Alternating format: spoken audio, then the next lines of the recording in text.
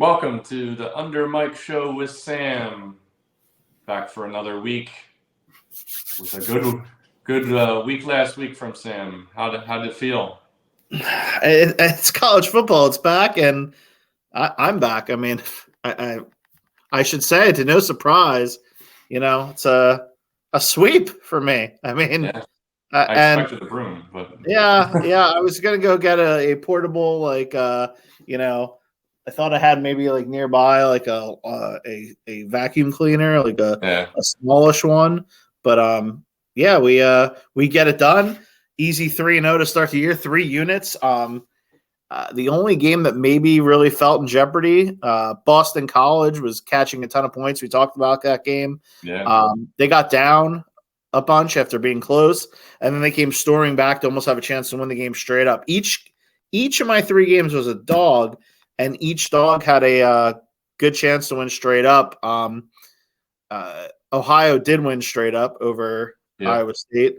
And then the other one was Miami, Ohio, and Cincy. And I think that was a 24-21 final. Something very close. And again, it was like, actually, Miami won that game 31-24. I stopped following, to be honest. I need to follow it because I was catching 14 or 14 and a half, and they won outright. It was solid. It was So I almost had 3 outright dog winners, which is, oh man. Like I said, those are the type of games I like. I don't need to sweat them at all. Like, literally stop following Cincinnati when I saw it was, I think, 21-21 late in the game. I knew I couldn't lose. Really. If that every week was like that, we would just retire, right? It felt good though. It's of course I had my loss, so I didn't hold up our big sweep here, but only a half unit. The points being scored there helped your bet cash. So more importantly, yes, we'll take that. And overall a 3-1 week for us. On our first full week. The prior week, 1-0 from me. So 1-1 right now to start the year, up a little bit, and of course you 3-0. Now you got to work on catching me. It's a different story than it normally is, baby. Yeah. So I mean, we start this over for this year and for this season, and we'll see how it ends up. But right now you got a nice little lead on me. Yeah, and I'm gonna work hard to hold on to that. So we'll put this up here. I'll start the scroll as usual. Ticker across the bottom. Everybody should know by now. Twitter, X, whatever you want to call it. For now, they're not charging anybody. I saw Elon Musk might start charging to have a Twitter account or X account, but it's free right now. UnderMike626. Follow him. You can follow myself at the real SCAV. Follow us there. Sometimes some last second plays will come up there from Mike. You can subscribe at YouTube, the UnderMike Show, and you can follow on Facebook as well at the UnderMike Show as well. All right, tell me what we're tracking. What are we tracking? So we got a little interesting weather possibilities here. Kind of watching it all day to day. The models haven't really been lining up too closely. There is a storm. It looks like there is going to be a storm forming off the East Coast. I guess probably Thursday, and then moving up the coast as we get into Saturday. And the two main models were completely off this morning, which usually they're somewhat close. Okay. Just very. The Euro model had it farther south, not as strong, and not really much of a factor, while the GFS had it right up the coast, right along the coast, and looking like it was going to be some pretty good winds. So right now what I see, the Euro is still updating its most recent run, but it does look like what I see, it is starting to get a little bit closer, merge a little bit with the GFS, and it seems like it will be somewhat of a factor for the games. Anything along the East Coast, which fortunately, I don't have a whole lot that is right around there, right where it's going to be, but we still got to kind of see how this all plays out. There's, a couple that I was looking at. I will make one play right now, and then some other games that are possible. I'm gonna just kind of. They might be a little bit farther inland, where I'm just kind of in wait and see mode. Before you make a play, Yeah. question for myself, and Yeah. of course our viewers and bettors out there. I will be at the Penn State Whiteout this weekend, and Yeah. it looks like there's, based on what you're saying, some potential for some bad weather, which doesn't make me too happy. So, what are we looking at in State College potentially on Saturday during the day for tailgating and drinking purposes, and at night at 7 o'clock for game purposes? So that's I was just gonna say. So that's a night game because we got the whiteout. So that's And you'll have yeah. I'm looking at the GFS right now, and it looks like it's going to be wet. Now you're far enough inland where if this thing stays right along the coast, I don't think it's going to be terrible, but it could be one of those annoying, just light rain, showery, just kind of miserable. Awesome. Not like a downpour, like torrent, but just some nagging little light rain showers and maybe a little breeze. We'll have to see how it goes. I mean, I'm hoping maybe I get a weather report from you during the morning and see how it is. And text me anything, because sometimes I don't even remember. And it's tough to get text out because there's like a concentration of a couple 100,000 humans in an area that's cell coverage isn't meant to cover that many. So I'll try to get something out to you based on like how I feel it is at noon and you know what it feels like in the air. And then once I get in the stadium, I didn't look. Once I get in the stadium, though, that's when I really get a feel of like what the weather's like in the stadium and the feel. And you see the warm-ups and you see if balls are fluttering a little more or where guys are kicking from. And all right, I'm getting pumped just thinking about it right now, baby. Yeah, no, that's good. I'm glad you're going to be there, and hopefully we get some firsthand knowledge right there at the stadium and see how it looks. Because right now it could be a potential play. I should go live. Yes. So, all right, fire us. Let us know. Tell us what the play is here. What are we releasing? So I'm going to release Miami at Temple. The under, it's at 50.5 right now on DraftKings. All right, let's put that up on the board then officially. UnderMike pick Miami under 50.5 at the DraftKings. So there's a play for everybody. Jump on that. We'll get this video up soon. But yeah, that's going to be an official, and that's a full unit play. Yes. Full. That's fuller. All right. But so that's going to be the main play there from this storm system. But we're going to be keeping an eye on a few other games depending how this thing goes. But I think if it kind of stays on track, I think you're going to see that total drop a little bit from where it's at right now. So definitely get on that ASAP. The other game I like is actually out west, out in Laramie, Wyoming. All right. Okay. The Wyoming Appy State game. Yes. We were talking about this. There is going to be some wind out there. It looks like right now it's looking like maybe 20-mile-per-hour winds game, maybe a little bit more, a little bit less. But something we were looking at this total, and it seems like it opened a little low compared to what we thought it might have. Yeah. Looking at the past games, but that kind of, we were talking about, what, that makes us even want to play it more. Yeah. It kind of, it's one of these like two-way plays again for me. Like even if the weather doesn't hit necessarily, Wyoming's defense is really good. They held Texas to 31 points, and more impressively than the 31 points really is that it was Texas, I think, only had right around 300 total yards.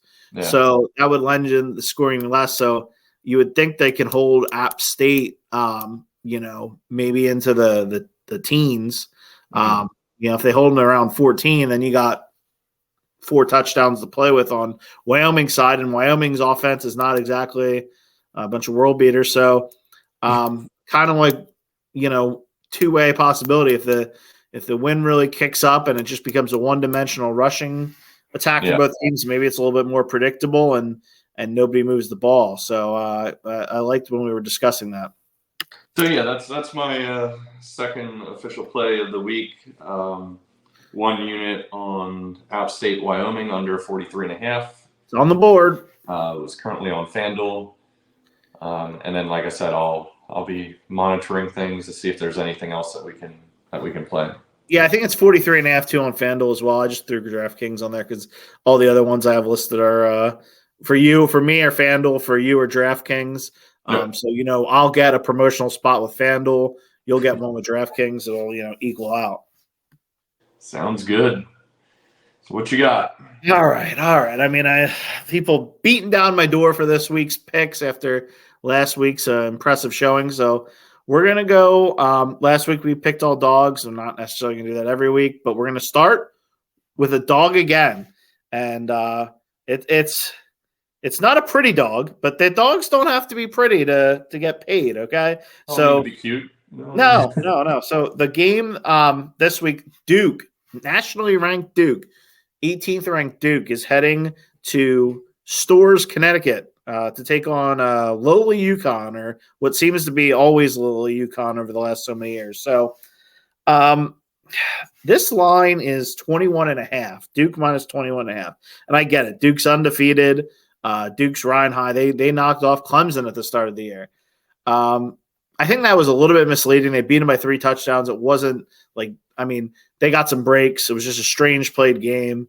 And then their other wins are, nothing to be. I think they beat Louisiana 42-7, and then they beat a bad Northwestern team 38-14. I like UConn here, getting 21.5. Duke laying 21.5 on the road. Are you serious? I get that it's UConn, but I don't think this Duke team should be laying 21.5 to most teams, on the road. And I think this is a good spot for UConn to give us a cover. I'm not going to say I'm going to be as good as last week where, either they win straight up or have a good chance to win straight up. But last week, UConn lost to FIU by 7. That's not a good loss, but it is what it is. That's probably why we're getting the 21.5 that we are. Their first game of the year, now granted, first game of the year can sometimes be a little sketchy. They only lost by 10 to NC State. They lost by 21 to Georgia State. So I think the 21.5 at home here against, they're going to be as pumped up as UConn can be playing a nationally ranked Duke team. So that's my first pick here. And that could be, just add in, that could be something where there could be a little weather moving in there, depending how the system, the timing of everything. So that would, in turn, also help the underdog typically. Yes. So all right. Well, now you're selling me on my own pick. I like it. All right. So that's pick number 1. Pick number 2 and 3 are both going to be high profile games. Not always work out like that, but it did this week. So Ohio State -3. We're using FanDuel -115 is what I could see. We'll put the legit. That's what I saw. This is at Notre Dame. This is a huge game, huge game. Playoff implications. I feel like right now some folks are down on Ohio State. They throttled Western Kentucky last week, but Western Kentucky's not much. But Western Kentucky typically sometimes gives some teams some problems with their offense, and it did not for Ohio State. And I think just because Ohio State struggled in one game earlier in the year where their offense didn't do much, right away folks got down on them. And people are always looking for a reason to believe in Notre Dame, I feel like. And I'm just thrilled to get Ohio State -3. Oh, we've lost Mike. Where did he go? Ahoy, hoy. Hello, can you hear me? I can hear you. All right, go ahead. I was getting a phone call. No worries. Yeah. So you look better now when I can't see it. Anyway, Ohio State.